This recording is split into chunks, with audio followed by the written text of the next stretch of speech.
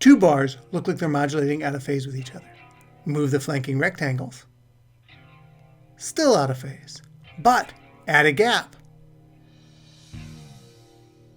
In phase.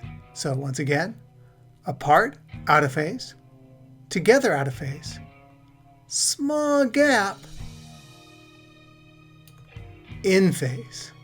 Now, if I extend the rectangles to make them taller,